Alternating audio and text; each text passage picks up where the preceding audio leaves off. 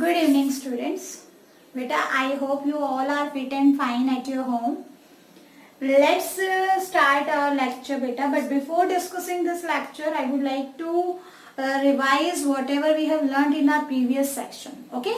Beta, you have studied about this particular diagram, and this is a particular nephron. Okay? Nephron is structural as well as functional unit of kidney. Okay? Nephron is structural and functional unit of kidney. तो बेटा आपने पढ़ा इसमें कि nephron के अंदर बेटा कितने पार्ट्स होते हैं, बेसिकली कितने पार्ट्स होते हैं, दो पार्ट्स होते हैं। ठीक है, the first one is glomerulus, this one is glomerulus. Okay, क्या है ये ग्लोमेरुलस? ये जो नेटवर्क ऑफ फाइन कैपिलरीज का जो नेटवर्क है, that particular network is known as glomerulus. And this black part, okay, black pen से जो ड्रॉ किया हुआ है, दैट इज ट्यूबुलर पार्ट, पूरा ट्यूबुलर पार्ट है। बट इसमें भी दो पार्ट हमने बताए थे। This one is your Bowman's capsule, okay, this one cup shaped structure, this one is Bowman's capsule, यहां से, ठीक है। And this particular whole tube-like structure is a tubule. क्या है ये? Tubule. Now the tubule is further divided into three different parts on the basis of their location. Okay, the first one that is present at the anterior most end is known as PCT, proximal convoluted tubule. Now the next one is this LOH, loop of Henle. Okay. Next one क्या है बेटा आपका? DCT, distal convoluted tube. Okay, now each nephron opens into a wider tube that is collecting duct. This particular duct is receiving the substance, that is your urine, okay, byproduct. So urine, this one is collecting urine from different neurons, okay, and I have told you in previous lecture that particular kidney consists of nearly 1 million nephron. Okay, so different collecting duct receive urine from different nephrons, okay, and then transfer to that particular ureter. Okay, a large number of collecting duct send urine to the ureter and that particular ureter will receive urine and send it to the urinary bladder. Okay, so this is the flow of urine. Now today I am going to explain you what is urine and how urine is formed in this particular nephron. ठीक है, तो आज बेटा हम यहाँ पे क्या बात करेंगे? फिजियोलॉजी ऑफ नेफ्रॉन, यानी कि नेफ्रॉन फंक्शन कैसे कर रहा है। आई बात समझ में? नेफ्रॉन कैसे काम कर रहा है, हम वो पढ़ेंगे। ठीक है ना। तो बेटा यहाँ पे देखो, अब इसको समझने से, अच्छा, ये जो आपने ग्लोमेरुलस देखा है, ग्लोमेरुलस कुछ नहीं, बस एक कैपिलरीज का नेटवर्क है। ठीक है, प्लस इसके साथ साथ ये जो एफरेंट आर्टेरियोल और इफरेंट आर्टेरियोल है, ये क्या है बेटा? एफरेंट आर्टेरियोल यानी कि वो वाला पर्टिकुलर हिस्सा, आर्टरी का वो हिस्सा जो ग्लोमेरुलस के अंदर एंटर कर रहा है। ठीक है ना। और आपका इफरेंट यानी कि ग्लोमेरुलस पूरा नेटवर्क बनाने के बाद जब यहां से बाहर निकल रही है तो वो इफरेंट, ठीक है, बाहर निकलने को इफरेंट, अंदर जाने को एफरेंट। दूसरी चीज that you have to remember is, यहाँ पे देखो बेटा इसका ल्यूमेन वाइड है। ल्यूमेन मतलब कि इसका जो डायमीटर है ट्यूब का, एफरेंट का थोड़ा मोटा है। ठीक है ना, एफरेंट का जो डायमीटर है बेटा मोटा है, और यहां से ये जो इफरेंट यहां से बाहर आ रही है, it have somewhat small diameter with respect to afferent arteriole. Clear? दूसरी चीज, अब ये जो इफरेंट आर्टेरियोल है, okay, this particular efferent arteriole now divide into several capillaries and these capillaries will surround all the tubular part of the nephron. ठीक है, nephron का जो ट्यूबुलर पार्ट है बेटा, इसको कंप्लीटली सराउंड कर लेती है, इसको घेर लेती है चारों तरफ से। ठीक है, आई बात समझ में? और आपको पता है कि कैपिलरीज क्या है, 1 सेल थिक होती है, यानी कि उसकी थिकनेस इतनी बहुत ही कम होती है, तो एक्सचेंज ऑफ मटेरियल आसानी से हो सकता है। काम क्या होता है, इनको हम बोलते हैं पेरी ट्यूबुलर कैपिलरीज, यानी कि ट्यूब्यूल के चारों तरफ जो कैपिलरीज होती हैं, ठीक है, उसको क्या कहते हैं हम, पेरिट्यूबुलर कैपिलरीज। ठीक है, अब देखो बेटा कैसे काम होता है, इसको मैं समझा देती हूँ।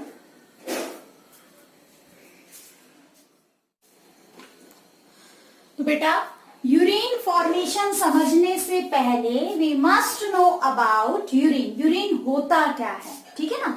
देखो बेटा आप सभी को पता है कि किडनी के अंदर कैसा ब्लड जा रहा है, रेनल आर्टरी ब्लड को लेकर जा रही है and that blood is impure. अब इम्प्योर ब्लड का मतलब क्या होता है बेटा, जैसे मैंने अगर आपको कह दिया इम्प्योर ब्लड, तो इम्प्योर ब्लड का मतलब यानी कि उसके अंदर ब्लड तो है प्लस उसके अंदर क्या है, वेस्ट प्रोडक्ट है। अब ये वेस्ट प्रोडक्ट हमारी बॉडी में होता क्या है, ठीक है ना। तो हमारी बॉडी में बेटा वेस्ट प्रोडक्ट वी आर यूरियोटाइप। तो बेसिकली हमारे अंदर क्या मिलेगा बेटा, यूरिया, ठीक है, इसके अलावा क्रिएटिनिन, ठीक है, इसके अलावा आपको मिलेगा excess salt plus excess water, ठीक है, एक्सेस में वाटर मिलेगा प्लस इसके साथ आपको कुछ कंटेंट आपके प्रोटीन के भी मिलेंगे, ठीक है, वो ब्लड की बात है। चलो वेस्ट प्रोडक्ट में बेसिकली यही होता है, ठीक है। तो यानी कि अब आपकी किडनी को करना क्या है, आपकी किडनी को ये वेस्ट प्रोडक्ट बाहर निकालने हैं और इस ब्लड को वापस से आपकी बॉडी में भेजना है, ठीक है। नाउ आप सभी ब्लड के बारे में पढ़ चुके हैं। What is the basic composition of blood. बेटा ब्लड के अंदर क्या होगा, ब्लड के अंदर ऑब्वियसली वाटर होगा क्योंकि प्लाज्मा होता है उसका, वो वाटर हम यहाँ पे भी देख रहे हैं, ठीक है। इसके साथ साथ इसके अंदर कुछ क्या होते हैं, ब्लड सेल्स होते हैं, आरबीसी, डब्ल्यूबीसी, प्लेटलेट्स, ठीक है। Along with that it also have some proteins, okay, some amount of other cell, okay, sorry proteins के साथ साथ क्या होगा बेटा, इसमें ग्लूकोज भी होगा, ठीक है। अब प्रोटीन किससे बना हुआ है, अमीनो एसिड। तो ऑब्वियसली प्रोटीन ना होके हम क्या बोलेंगे, अमीनो एसिड होता है, क्योंकि फूड जो है वो डाइजेस्ट होके आया है और आपके ब्लड में वो डाइजेस्टेड फॉर्म में है। तो बेसिकली प्रोटीन ना होके, प्रोटीन कौन से रहेंगे, ब्लड वाले प्रोटीन, ठीक है ना। लेकिन उसके साथ साथ इसमें क्या रहेगा बेटा, इसमें ब्लड प्रोटीन के साथ अमीनो एसिड भी रहेंगे, ठीक है ना। आई बात समझ में। अच्छा फैटी एसिड और ग्लिसरॉल नहीं रहेगा यहाँ पे, ठीक है। तो अब देखो आपका जो इम्प्योर ब्लड आया है वो ब्लड कहाँ से जाएगा, आपकी किडनी में एंटर हुआ, किडनी में बहुत सारे नेफ्रॉन है, सभी नेफ्रॉन में अब वो ब्लड जा रहा है। हर नेफ्रॉन में लेके जाने, इम्प्योर ब्लड को लेके जाने वाले ट्यूब को क्या कहेंगे बेटा, एफरेंट आर्टेरियोल। क्या कहोगे, एफरेंट आर्टेरियोल। अब क्या है देखो समझ जाओगे तो बेटा लिखना बहुत आसान है, और अगर नहीं समझे तो फिर इतना हार्ड हो जाएगा कि आपको यूरिन फॉर्मेशन कभी समझ में ही नहीं आएगा। इसलिए पहले मैं इसको समझा रही हूँ रिटन फॉर्म में, या तो मैं आपको लिख कर दे दूंगी, ठीक है ना, या फिर आपको यहाँ पे लिखवा दूंगी, ठीक है। तो देखो क्या है, एफरेंट आर्टेरियोल का जो ल्यूमेन है वो मोटा है, ठीक है। अब जो यूरिन है बेसिकली देखो यूरिन क्या होता है बेटा, it is transparent pale yellow liquid. पहली बात ट्रांसपेरेंट रहेगा, आर पार इसमें से चीजें दिखती हैं। दूसरा कैसा होता है, पेल येलो होता है, येलोइश कलर होता है इसका। अब येलोइश कलर क्यों होता है बेटा, क्योंकि इसके अंदर एक पिगमेंट होता है यूरोक्रोम नाम का पिगमेंट, ठीक है। और यूरोक्रोम कैसे बनता है बेटा, it is by product of just you कह सकते हो आप, बाई प्रोडक्ट ऑफ बिलिरुबिन, ठीक है ना, सॉरी हीमोग्लोबिन, ठीक है। हीमोग्लोबिन जो है, हीमोग्लोबिन आप सभी को पता है आरबीसी के अंदर होता है, ठीक है ना। तो बिलिरुबिन बिलिरुबिन दो पर्टिकुलर सब्सटेंस बनते हैं हमारे गॉल ब्लैडर के अंदर, ठीक है ना। तो बेसिकली ये किसकी वजह से, ये जो कलर आता है, यहाँ जो कलर आता है वो बिलिरुबिन और बिलिरुबिन का प्रोडक्ट आपके बेटा सॉलिड वेस्ट में होता है, तो उसका येलो कलर उसकी वजह से होता है। बट यहाँ पे जो येलोइश कलर है वो किसकी वजह से है, हेमोग्लोबिन के ब्रेकडाउन की वजह से, जिससे कंपोनेंट बनता है यूरोक्रोम नाम का कंपोनेंट। सीबीएसई बोर्ड में कभी कोई नहीं पूछेगा, लेकिन आपके कॉम्पिटेटिव एग्जाम्स में जरूर पूछा जा सकता है कि यूरिन का येलो कलर किसकी वजह से होता है, तो यूरोक्रोम की वजह से होता है and that is by product of haemoglobin, ठीक है, ब्रेकडाउन ऑफ हीमोग्लोबिन से बनता है। अब देखो पेल येलो कलर का होता है और कब बनता है, formed by nephron during purification of blood, ठीक है। कब बनता है यूरिन आपका, जब आपका ब्लड प्योरीफाई होता है नेफ्रॉन के थ्रू। इट कंटेन, यूरिन में होता क्या है, 96% वाटर। आपके यूरिन के अंदर क्या क्या मिलेगा आपको, 96% वाटर, कुछ यूरिया यानी कि 2% आपका यूरिया मिलेगा, और बाकी के जो 2% बच गया उसमें क्या होता है, एक्सेस सॉल्ट यानी कि इलेक्ट्रोलाइट्स रहेंगे, अलॉन्ग विद सर्टेन केमिकल्स, ठीक है, कुछ अदर केमिकल्स भी रहते हैं। अच्छा, पीएच कितना है बेटा, पीएच जनरली पीएच इसका कितना रहता है यूरिन का 6.0, ठीक है, यूरिन का पीएच क्या रहता है 6.0, लेकिन ये वेरिएबल है। If you are taking fruits, okay, आपकी डाइट के ऊपर डिपेंड कर रहा है, अगर आप बहुत ज्यादा डाइट में फ्रूट्स ले रहे हो, ठीक है ना, या प्रोटीनेशियस डाइट ले रहे हो, तो ये पीएच आपका एसिडिक ज्यादा होगा, ठीक है, 6 से और कम होगा। लेकिन if you are taking more amount of vegetables बहुत ज्यादा खा रहे हो, तो उस केस में ये एल्कलाइन होगा।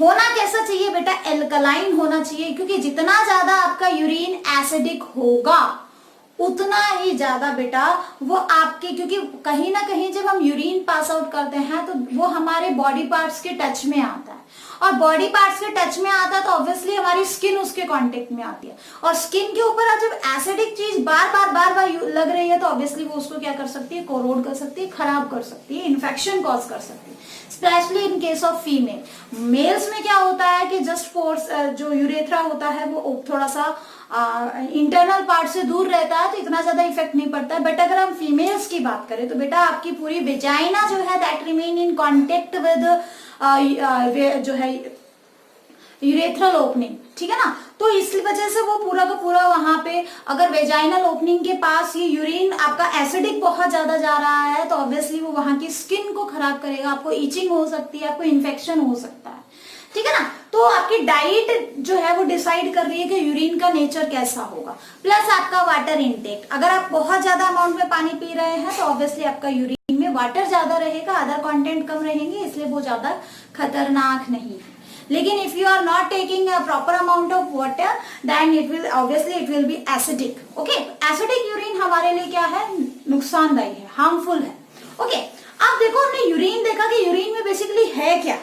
अगर हम ओवरऑल देखें यहाँ पे यूरिन के अंदर बेसिकली है क्या, एक तो एक्सेस अमाउंट ऑफ वाटर, ठीक है, दूसरा क्या है बेटा यहाँ पे एक्सेस अमाउंट ऑफ वाटर के साथ साथ और क्या मिल रहा है आपको, यहाँ पे यूरिया मिल रहा है जो मेन एक्सक्रीटरी वेस्ट है, ठीक है। उसके अलावा क्या मिल रहा है आपको, अदर सब्सटेंसेस, यानी कि एक्सेस में आपको इलेक्ट्रोलाइट्स मिल रहे हैं, ठीक है ना, आई बात समझ में। तो यानी कि आपका जो ब्लड यहां से गया है उसमें से आपको ये सब चीजें यहाँ रिटेन करनी, मतलब आपके जो है इसके अंदर इस ट्यूब्यूल में वो सारी चीजें जानी चाहिए। अब होता क्या है, देखो समझने की कोशिश करना बेटा। यहां से आया ब्लड, अब ब्लड में क्या क्या होता है, देखो ब्लड के अंदर आपको मिलेगा ग्लूकोज, ठीक है, ब्लड में क्या मिलेगा, glucose, amino acid, salt plus water, ठीक है ना, और अदर केमिकल्स भी आप लगा सकते हो, अदर केमिकल्स, ठीक है, आई बात समझ में। चलो हम यहाँ पे प्रोटीन डाल देते हैं, ब्लड प्रोटीन डाल देते हैं, ब्लड प्रोटीन्स, आई बात समझ में। अब आपको प्लस यूरिया भी होगा, ऑब्वियसली वेस्ट भी होगा, ये आपका इम्प्योर ब्लड आया, ये क्या आया बेटा, आपका इम्प्योर ब्लड आया, ठीक है। कहाँ आया, आपके एफरेंट आर्टेरियोल से ग्लोमेरुलस के अंदर एंटर हुआ, आई बात समझ में, आपके एफरेंट आर्टेरियोल से ग्लोमेरुलस में एंटर हुआ। अब क्या होगा, जब वो ग्लोमेरुलस में एंटर करेगा तो बेटा एक चीज मैंने आपको बताई थी, you have to notice that lumen of afferent arteriole is somewhat greater than lumen of efferent arteriole. यहाँ पे इसका डायमीटर वाइड है, इसका डायमीटर कम है। अब अज्यूम करो एक सिचुएशन, किसी एक वाइडर ट्यूब से पानी आ रहा है और आपने उसके आगे हाथ लगा दिया, ठीक है, आपने उसके आगे ऐसे अंगूठा लगा दिया, छोटी सी जगह छोड़ दी, प्रेशर बढ़ता है कि नहीं। जैसे मान लो आप कहीं पे पानी दे रहे हो किसी ट्यूब से, ठीक है, किसी नलकी से पानी दे रहे हो और आपको पानी का प्रेशर थोड़ा दूर तक पहुंचाना है, तो आप क्या करते हो, उसके आगे हाथ लगा लेते हो और वो दूर तक प्रेशर जाता है। यानी कि सेम सिचुएशन यहाँ है, यहाँ ट्यूब मोटी है, यहाँ ट्यूब पतली है, यानी जहां से चीज एंटर कर रही है, ब्लड एंटर कर रहा है वो तो वाइड पार्ट है, और जहां से वाटर निकल रहा है बाहर की तरफ आ रहा है वो पार्ट थोड़ा सा पतला है।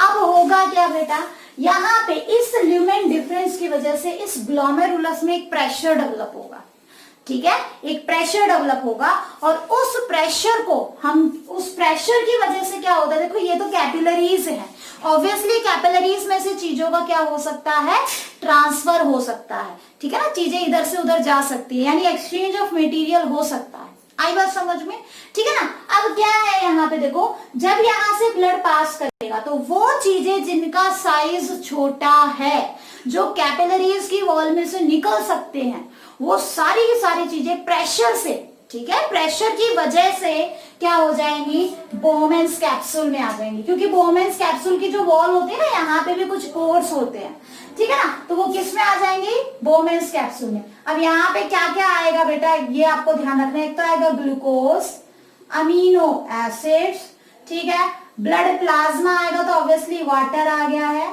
ठीक है, सॉल्ट आ गए हैं, यूरिया आ गया है, ठीक है, ये सारी चीजें यहाँ पे आ गई।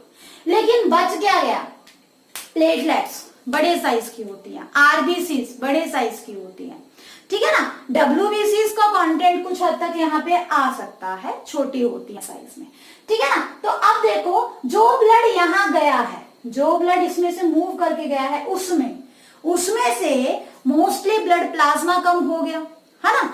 दूसरा, उसमें से अमीनो एसिड्स कम हो गए, वाटर कम हो गया, सॉल्ट कम हो गए, यूरिया कम हो गया, तो मोस्टली चीजें उसमें से बाहर आ चुकी है। कहाँ आ चुकी है, इस बोहमेंस कैप्सूल में। देखो बेटा, बोहमेंस कैप्सूल में ना छोटे छोटे स्लिट्स होते हैं, छोटे छोटे पोर्स होते हैं, जिसके थ्रू वो चीजें कैपिलरी से, आगे हायर क्लास में आपको समझाएंगे कैसे क्या होता है। फिलहाल के लिए आप ऐसा समझ सकते हो कि बोहमेंस कैप्सूल, यहाँ से कैपिलरी से वो चीजें स्लिप होके कहाँ आ गई, आपके बोहमेंस कैप्सूल में आ गई, और बाकी चीजें कहाँ चली गई, इफरेंट आर्टेरियोल में। तो इफरेंट आर्टेरियोल में जो ब्लड गया है, उसमें ब्लड प्लाज्मा कम अमाउंट में रहेगा, वाटर कम अमाउंट में रहेगा, ठीक है, अमीनो एसिड कम अमाउंट में रहेंगे, सॉल्ट वगैरह सब कुछ कम रहेगा, ठीक है। लेकिन आपके प्लेटलेट्स और आरबीसी में कोई डिफरेंस नहीं आएगा, वो जितनी थी उतनी ही रहेंगी, जो पहले एफरेंट में थी उतनी ही है।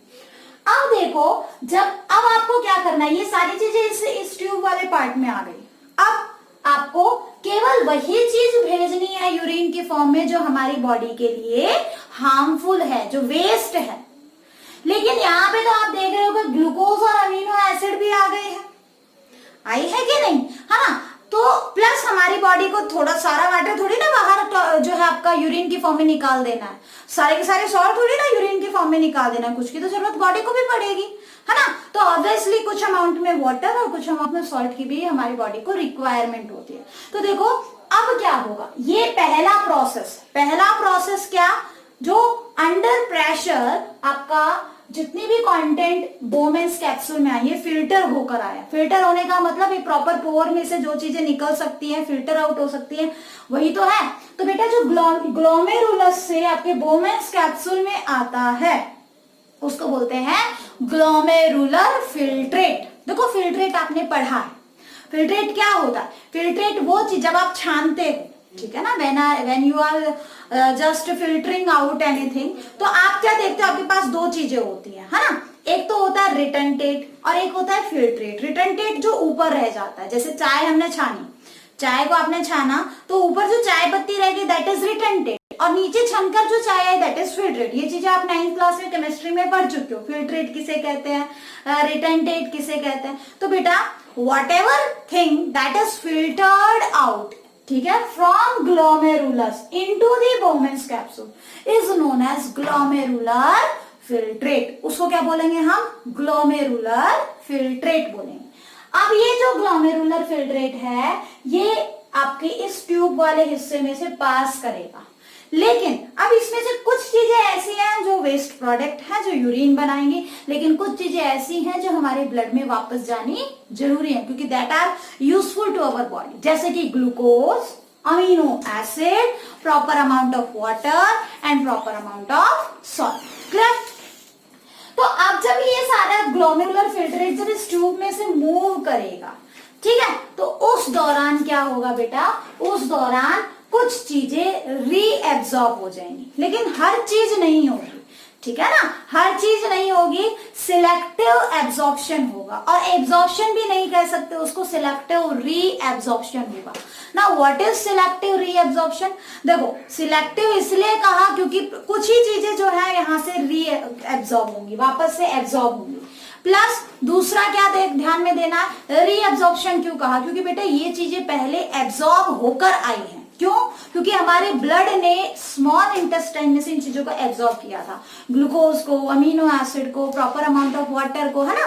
तो हमने इनको क्या किया था, जो है पहले जो आपके ब्लड है वो ब्लड ने इन सब चीजों को पहले एब्जॉर्ब किया हुआ है, अब दोबारा से एब्जॉर्प्शन कर रहे हैं, ठीक है ना। तो इसीलिए इसको री एब्जॉर्प्शन कहा। तो सेकेंड स्टेप क्या हुआ बेटा, सिलेक्टिव री एब्जॉर्प्शन। तो देखो यूरिन फॉर्मेशन के अंदर क्या होता है, बेसिकली आपके 3 स्टेप होते हैं, but you have to remember only 2 step. Okay, the first one is ultra filtration. पहला स्टेप क्या होता है बेटा, अल्ट्रा फिल्ट्रेशन, ठीक है। और दूसरा स्टेप क्या होता है आपका, सिलेक्टिव री एब्जॉर्प्शन। आई बात समझ में, ठीक है, उसको क्या बोलते हैं, सिलेक्टिव री एब्जॉर्प्शन। आई बात समझ में, ठीक है ना। तो अल्ट्रा फिल्ट्रेशन मतलब कि फिल्ट्रेशन अंडर प्रेशर, और सिलेक्टिव री एब्जॉर्प्शन का मतलब ये जो पेरिट्यूबुलर कैपिलरीज है, ये देखो मान लो ये आपकी ट्यूब है और इसके चारों तरफ पूरा एक जाल बना हुआ है कैपिलरीज का, उस जाल को ही हमने पेरिट्यूबुलर कैपिलरीज कहा है। देखो समझने की कोशिश करो, पेरी मतलब चारों तरफ, ट्यूब्यूल मतलब ट्यूब, ट्यूब के चारों तरफ कैपिलरीज है, ठीक है। ट्यूब के चारों तरफ क्या है बेटा, कैपिलरीज है, उन्हीं को क्या कहा हमने, पेरिट्यूबुलर कैपिलरीज। होती क्यों है, सिलेक्टिव री एब्जॉर्प्शन के लिए। अब जब सारी चीजें इसमें से पास करेंगी, इस ट्यूब में से धीरे धीरे स्लोली पास करेंगी, तो उस दौरान क्या होगा आपका, whatever amount that is useful for your body is री एब्जॉर्ब्ड बाय पेरिट्यूबुलर कैपिलरी।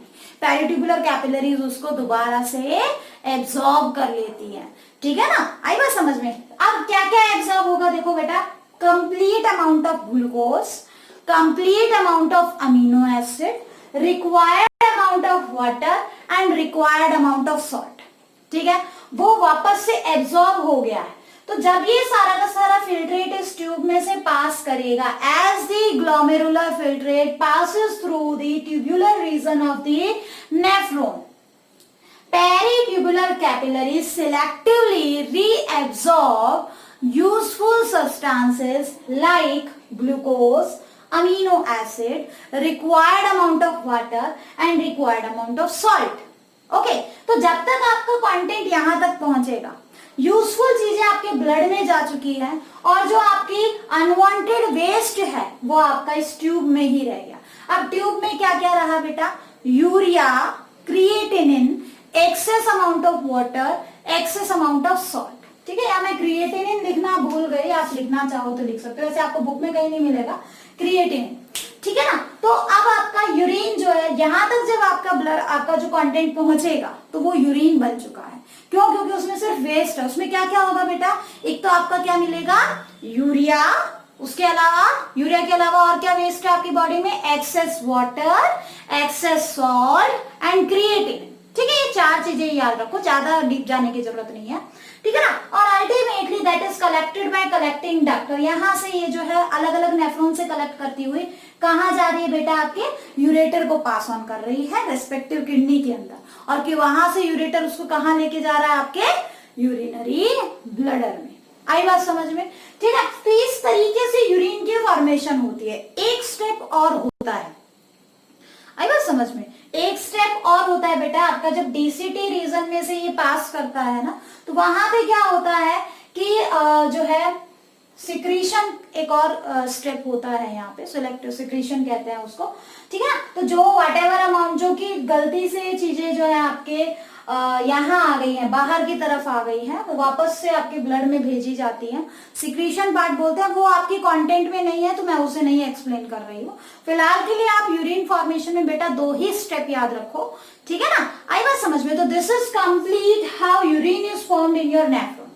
मैं एक बार से दोबारा रिपीट कर रही हूँ बेटा, जस्ट फॉर योर समरी, ठीक है। क्या होता है, मैं इंग्लिश में रिपीट कर रही हूँ, मैं लिखा हुआ आपको या तो प्रोवाइड करवा दूंगी, ठीक है ना। आई थिंक शायद प्रोवाइड ही करवाते हैं, आप एक बार पढ़कर देखना, और कुछ नहीं समझ में आता है ना तो आप मुझसे पूछ लेना आपकी डाउट क्लास में, ठीक है ना। फिलहाल के लिए मैं आपको एक्सप्लेन कर देती हूँ कैसे आपको लिखना है। Urine formation involves 2 step. The first one is ultrafiltration and second one is your selective reabsorption. Now ultrafiltration क्या होता है इसको एक्सप्लेन करते हैं। As impure blood is passed from afferent arteriole into the glomerulus region and then into the efferent arteriole. ठीक है, a pressure is developed because of difference in diameter between afferent arteriole and efferent arteriole. As a result of which some substances having small size like glucose, amino acid, water, salt, urea, creatinine, ठीक है, passed from glomerulus to Bowman's capsule, okay, or filtered out from glomerulus to Bowman's capsule, forming glomerular filtrate, जो क्या बना रही है, glomerular filtrate बना रही है। Now, ठीक है ना, this filtration of substances, ठीक है ना, through glomerulus under pressure is known as ultrafiltration. इस प्रोसेस को क्या कहेंगे हम, अल्ट्राफिल्ट्रेशन कहेंगे। आई बात समझ में, ठीक है। इसके अलावा नेक्स्ट क्या बताना है बेटा आपको।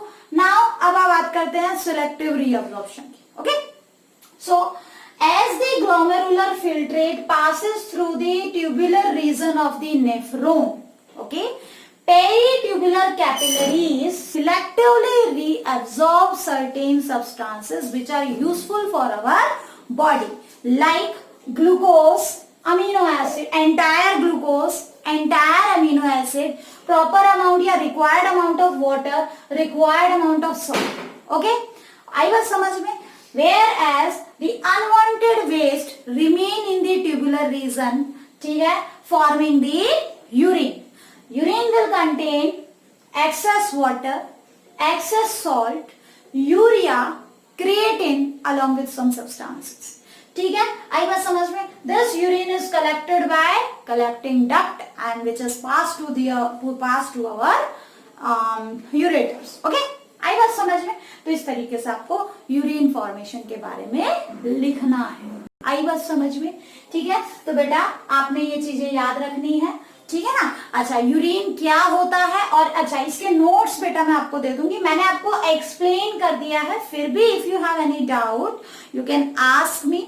आज का लेक्चर मैं छोटा ही रखती हूँ बेटा, एक आपका छोटा सा टॉपिक और बच गया है,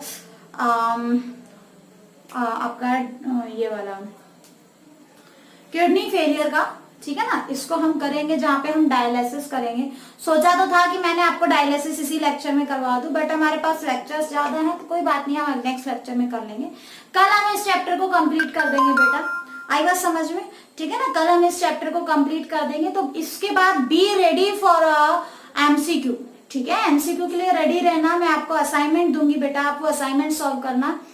और एनसीईआरटी एग्जाम्पलर मैं आपको होमवर्क में पहले ही दे चुकी हूँ, तो उसमें जो आपके यूरिन जो है आपका इस टॉपिक से जो क्वेश्चंस थे, ठीक है बच्चों, आपने वो कर दिए थे। मुझे नहीं पता आपने कहाँ से किए, कैसे किए, बट मैंने आपको अभी पढ़ाया है। इसके अलावा you have to do remaining questions of your NCERT के बचे हुए क्वेश्चंस बेटा आप सभी कर लेंगे, ठीक है ना।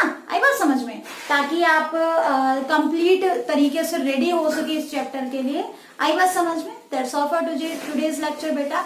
Next lecture will be your for dialysis, and after that we will start our next chapter, that is how do organism reproduce. Remember that second chapter आपका इस साल के लिए हटा दिया गया है, तो मैं वो चैप्टर अभी नहीं पढ़ाऊंगी, बाद में पढ़ाऊंगी, ठीक है। जब आपका एक बार सिलेबस हो जाएगा उसके बाद आपको करवा देंगे अलग से क्लास लेके। फिलहाल के लिए पहले हम सिलेबस कवर कर लेते हैं, ठीक है। That's all for today's lecture. Thank you बेटा।